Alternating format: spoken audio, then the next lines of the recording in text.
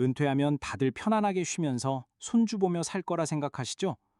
그런데 저는 은퇴 후 아내와 함께 모든 걸 정리하고 해외로 떠났습니다.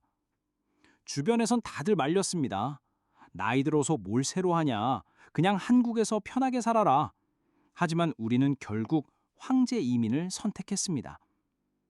저는 올해 68, 평생 직장 다니며 성실히 살아온 평범한 가장입니다. 궁금하시죠? 왜 제가 이런 결정을 내렸는지, 그리고 그곳에서 정말 황제처럼 살 수 있었는지.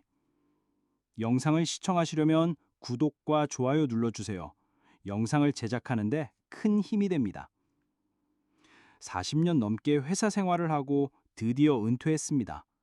연금도 나오고 10억 정도 하는 아파트 한 채는 있었으니 괜찮겠다고 생각했습니다. 그런데 막상 은퇴하고 나니 현실은 달랐습니다.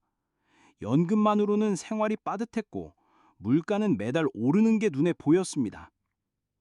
하루 종일 집에만 있으니 시간이 너무 길고 무력감이 몰려왔습니다. 아내도 마찬가지였습니다. 여보, 우리 이렇게만 살다 죽는 게 맞아? 한 번뿐인 인생인데 새로운 삶을 살아보면 어떨까? 그 한마디가 제 마음을 흔들었습니다. 그리고 우리는 이민이라는 단어를 입에 올리게 됐습니다.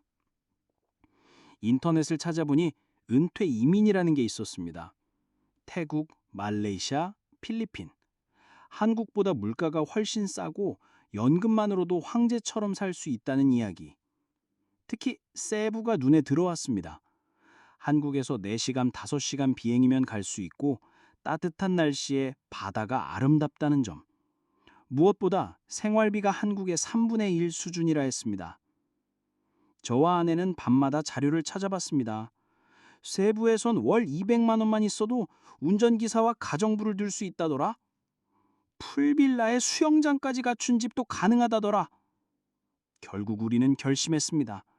지금 아니면 평생 후회할 거야. 떠나자. 서울 아파트를 팔아 목돈을 마련했고 나중에 문제가 생기면 연금이 있으니 연금은 그대로 남겨두었습니다. 주변 사람들은 무모하다며 말렸습니다.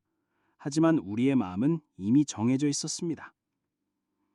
세부에 도착했을 때 모든 게 새로웠습니다. 우리가 빌린 집은 수영장이 딸린 단독주택이었고 창문을 열면 야자수가 흔들렸습니다. 아침은 망고, 파파야, 바나나로 차려진 상, 점심은 신선한 해산물 요리, 저녁이면 노을진 바다 앞에서 와인을 기울였습니다. 한국에선 꿈도 못 꾸던 운전기사와 가정부도 두었습니다. 집안일은 맡기고 우리는 매일 휴양지 같은 삶을 살았습니다. 그때는 정말 생각했습니다. 아, 이게 진짜 황제 노후구나. 저와 아내는 손을 잡고 웃으며 말했죠. 여보, 우리가 드디어 해냈어. 하지만 행복은 오래가지 않았습니다. 처음엔 여유롭다 생각했던 돈이 점점 줄어들기 시작했습니다. 값싼 현지 음식 대신 한국 음식이 그리워져 비싼 한식당을 찾기 시작했고 마트에서는 수입산 제품을 사들였습니다. 파티, 여행, 쇼핑, 씀씀이는 걷잡을 수 없이 커졌습니다. 가장 큰 문제는 의료비였습니다. 세부의 무더운 날씨는 한국에서 평생 살아온 우리에게는 큰 부담이었습니다. 아내는 처음엔 괜찮아 보였지만 점점 숨이 차고 쉽게 피로를 느끼기 시작했습니다. 게다가 낯선 음식과 생활 리듬 때문에 소화불량과 불면증이 이어졌습니다. 어느 날 장을 보러 갔다가 갑자기 어지럼증과 가슴 통증을 호소하며 쓰러졌습니다. 심근경색이었습니다. 급히 병원에 옮겼지만 외국인이라 보험 적용이 안 돼 치료비가 눈덩이처럼 불어났습니다. 수천만 원이 한순간에 날아갔습니다.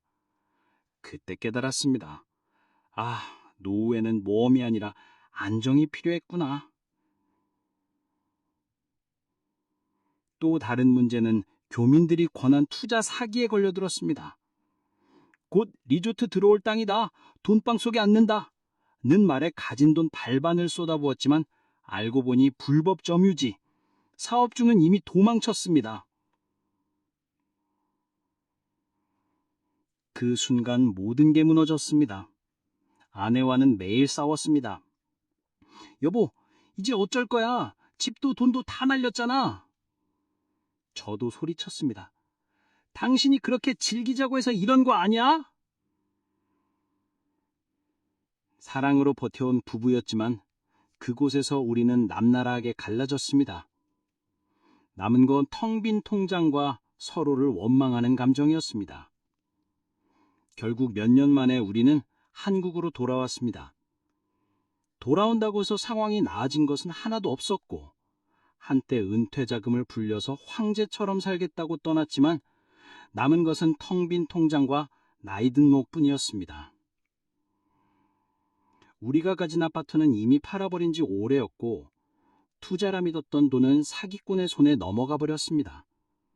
돌아와서 발을 디딜 집조차 없었습니다. 처음엔 지인에게 신세를 졌지만, 하지만 오래 버틸 수는 없었고, 자식들에게는 자존심과 힘든 형편으로 살고 있는 걸 뻔히 알기에 도움을 청하지 못했습니다. 결국 우리는 반지하 방 하나를 겨우 구해 들어갔습니다.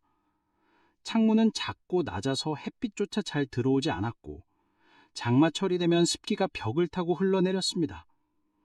비가 많이 오는 날이면 방바닥에 물이 차올라 습한 공기와 곰팡이 냄새가 코를 찔렀고, 겨울이면 차가운 콘크리트 바닥에서 몸이 저려왔습니다. 황제처럼 살겠다며 떠났던 우리가 결국 지하에서 하루하루를 버티는 신세가 된 것입니다. 아내는 어느 날 이런 말을 했습니다. 여보, 우리가 그때 왜 그렇게 무모했을까? 그저 한국에서 소박하게 살았어도 지금보다는 나았을 텐데.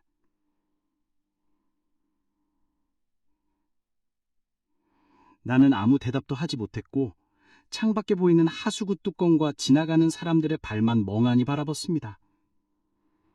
황제 이민은 결국 황제가 아니라 허황된 꿈이었던 걸. 남은 건 후회와 상처뿐이었습니다. 그리고 지금 이 지하방의 곰팡이 냄새가 우리 선택의 결과를 말해주고 있었습니다. 혹시 이 사연을 보시는 분 중에 저와 같은 생각을 하고 계신 분이 있다면 꼭 말씀드리고 싶습니다. 은퇴 후의 삶은 모험이 아니라 안정이 필요하다는 걸요. 저희는 늦었지만 여러분은 아직 늦지 않았습니다. 오늘 사연은 68세 은퇴 부부가 모든 것을 걸고 떠났던 황제 이민 이야기였습니다. 넉넉한 노후를 꿈꾸며 떠났지만 결국 가진 재산을 잃고 한국의 지하방으로 돌아와야 했던 그들의 선택. 여러분은 어떻게 들으셨나요? 혹시 지금 이 순간에도 비슷한 고민을 하고 계신가요? 나도 은퇴 후에 외국으로 나가볼까? 아니면 익숙한 한국 땅에서 조금 불편해도 버티며 살아야 할까? 어느 쪽이 옳은 답일지 아무도 쉽게 말할 수 없습니다. 하지만 분명한 건 은퇴 후의 삶은 모험이 아니라 안정이 필요하다는 사실입니다. 여러분은 어떤 생각을 하고 계신지 댓글로 남겨주세요. 그리고 직접 겪으신 고민이나 사연도 편하게 적어주세요. 그 이야기를 바탕으로 저희가 다음 영상에서 함께 나누겠습니다. 이 채널은 단순히 이야기를 전하는 곳이 아니라 여러분의 삶과 고민을 함께 기록하고 나누는 공간이 되고 싶습니다. 좋아요와 구독은 영상 제작에 큰 힘이 됩니다. 꼭 눌러주시고 주변의 소중한 분들께도 이 영상을 공유해주세요. 어쩌면 오늘의 이야기가 누군가에게는 큰 깨달음과 경고가 될 수도 있으니까요. 시청해주셔서 감사합니다.